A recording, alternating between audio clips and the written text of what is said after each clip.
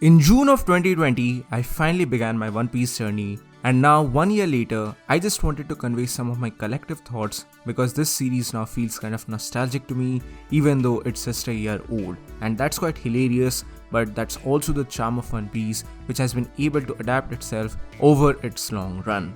So hello and welcome to NYZ, my name is Soham and thank you so much for joining in. In this video, we are going to talk about One Piece. Now please note that this is not exactly a review or an analysis video, this is simply me giving my thoughts over the entire series and what exactly do I feel now that 1 year has gone by. Moreover, this video is obviously going to contain manga spoilers, anime only fans have been warned. So now this video is kind of incomplete if I don't include the name of Totally Not Mark because it was indeed his blind series which compelled me to start One Piece. Now initially I was not really a huge fan of these long running series. The only other long running series which I had watched up until that moment was indeed Naruto, but because of the lockdown scenario I had quite a lot of time at my hand, and because I was a fan of Totally Not Mark's content on Dragon Ball, I thought that alright, maybe I should give it a chance. But even that didn't come up until his third video I believe, which was directly about Arlong Park. I started watching the video series from part 1, part 2 and part 3 in around the middle of June, and that's when I was sold upon the entire series. I started with Baratie, I didn't really start with the Alvida arc, and it was exactly at that particular moment where I was hooked onto One Piece. I didn't really like Syrup Village that much, and that opinion of mine still stands by today. But beyond that, I went back to chapter 1 and episode 1, I read and watched everything, and then I completed Arlong Park and subsequently went along to Alabasta as well, and that's when I fully graduated to become a One Piece fan. And since then, my life has been totally changed. I know that this statement is thrown around a lot in regards to a lot of different series that XYZ anime changed their life. I'm not going to parade about all of these things, but just as a fun note, I wanted to tell you all that indeed, as a One Piece fan, I just wanted to convey my gratitude towards Totally Not Mark for introducing me to perhaps my favorite anime of all time now, because I'm just a huge fan of One Piece now.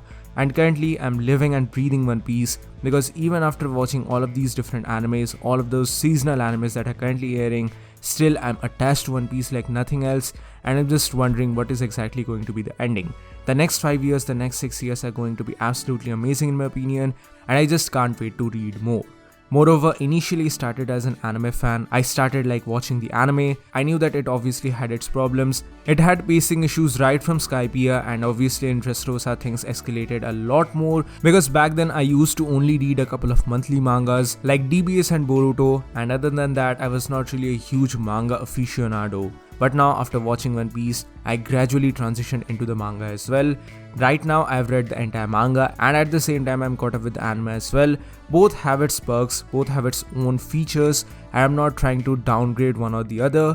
I'm just reading the manga currently because I'm loving Oda's art style and I'm just eager to know more. But at the same time, Toei is also doing a very good job in regards to the entire adaptation of One Piece. I really do not have any major complaints. Most of the Wano adaptation has been pretty good so far, and yeah, some people might disagree with the DBZ like aura, but for me at least, it's really awesome so far. So the entire experience of One Piece which I've had so far has been really amazing. Sure, my opinions have changed a little bit over the course of 1 year, but it's not really something very drastic. It's not like I've started to hate a particular arc more. Most of the time, I've gained more sympathy for certain arcs which I really didn't like that much initially, for example the Foxy arc, which I even talked about in my initial review video as well, which came out in the month of July 2020.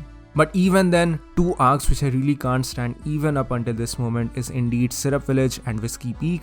It's just not my cup of tea and I'm just going to move on from that. Moreover, some of the other opinions which I have currently is in relation to the music.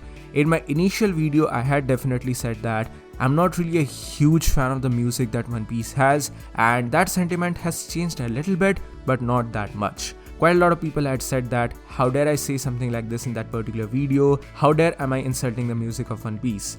Please understand that I'm not insulting anything like that. I'm a huge fan of some of the opening songs like VR, Hope, Dreaming On and Over the Top, but I just don't feel like it's enough, especially because of the OSTs. Yeah, sure, there are some really good OSTs, for example VR instrumental version and the very strongest. All of these are really amazing, and whenever they come, it automatically gives you a goosebump, especially very strongest. For example, the Shanks moment at Marineford, and obviously Zoro's pain moment at the end of Thriller Bark. But other than that, I don't really feel like One Piece has that great depth of OSTs in comparison to some of the other contemporary series like Naruto. Here, I'm not trying to invoke the debate over Naruto versus One Piece, but here I just wanted to say that yes, the OSTs and music are good, but they are indeed not the most central part of the One Piece series as a whole. Moreover, on the topic of music, one particular music theme which I really miss a lot is the one which came at the ending. Especially prior to the time skip, we had this particular bit of music which was really amazing in my opinion, and I really miss it a lot. At the same time, since we are talking about music, I just wanted to say that one particular bit of music is actually an unreleased OST which I feel is absolutely one of the best ones, but it's just sad that it never got a release for some reason. And the music piece which I'm talking about here is the unreleased VR version which takes place at Whole Cake Island after the confrontation between Luffy and Sanji. So I think that's quite a lot about the music. Other than that, the characters are obviously amazing. Some of the characters which have really grown up on me is indeed Mr. 3 Bon Clay and a lot of other characters which I initially didn't really like that much, but now in hindsight I'm an absolute fan of them. And other than that, in regards to the characters, I have maybe some controversial opinions. Yeah, I'm not saying here that characters like Katakuri are bad, but in my opinion, I'm just not a huge fan of Kid so far. I mean, sure, he has a really cool design and he has a really cool power, but the way people are hyping up Kid, I'm just not really understanding it that much. Because sure, he was introduced as a character who was supposed to be greater than Luffy, who even had a bigger bounty than Luffy, but he has not really done much so far in the series that I'm going to say that yes, he's a cool character. He just has a cool design so far. But on the other hand, I feel like Law is perhaps one of the greatest additions in the post-time skip era of One Piece. He has been a really substantial part of the entire series and I'm just happy to see him so far. And I really do not believe that he's going to betray Luffy once the entire scenario about Wano is done so far. He has seen a lot, he has been through a lot, and I don't really feel it's going to be in his character to outright betray Luffy. Because his character side, his story side has been really amazing so far, and that is kind of because of his interactions with Corazon as well. And on the topic of Corazon, I feel like he had possibly one of the greatest side stories of One Piece. I mean, One Piece has an abundance of side stories which are taking place beyond just the Straw Hats. For example, the entire scenario about Shandora on Skypiea, the entire stuff with Bon Clay on Impel Down, then we have the Kuja Pirates, then we have all these different other factions, especially the revolutionary armies, whatever happened to Sabo, whatever happened to Vivi, whatever exactly went on during the Reverie. So yeah, all of these different things which are going on at the very same time, I'm just a huge fan of all of them. Because Oda's world building has been so great, so substantial, that you never really feel like this is just surrounding or this is just about the Straw Hats themselves. There's a lot more which is going on. For example, Blackbeard, who is the quintessential antithesis of Luffy, and his introduction into the Jaya arc was just substantially amazing. Now, some of my favorite arcs, it's really difficult to quantify them because there's just so many different and so many great arcs. But if I just want to quantify some of them, I would have to definitely say Skypiea, because it just added such a different vibe to the story.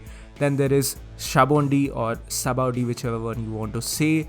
That was really great in my opinion. And obviously Wano, and without a shadow of doubt, obviously everyone's favorite, like it has to be everyone's favorite, which is the entire Water 7 arc. Water 7 and Enies Lobby was just peak of One Piece. I'm not saying that it has gone down right now, but it's just so damn good. So yeah, I can go on and on and on about One Piece. There's just so many different things which I want to talk about. I'm slowly making videos and theory videos upon these one by one. So be sure to subscribe to the channel and hit the notification bell to stay up to date whenever I upload these videos.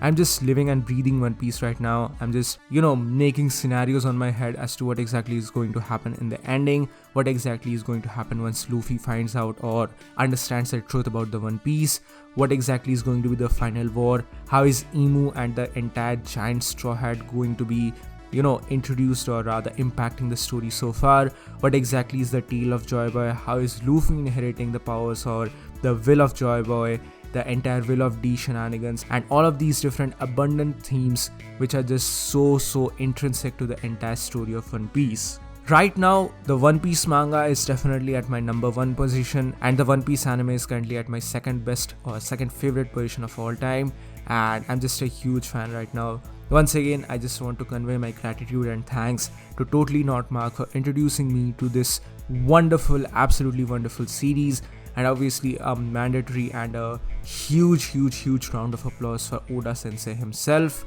Indeed, there's a reason why people call him Goda. So yeah, that's the thing.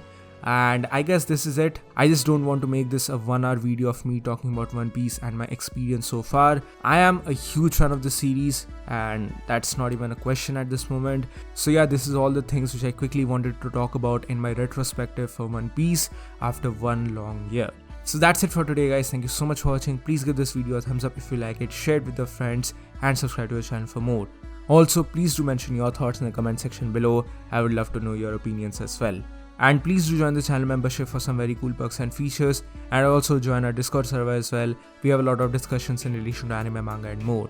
With that being said, guys, this is Wonder by Z, and I'll see you soon on the next one.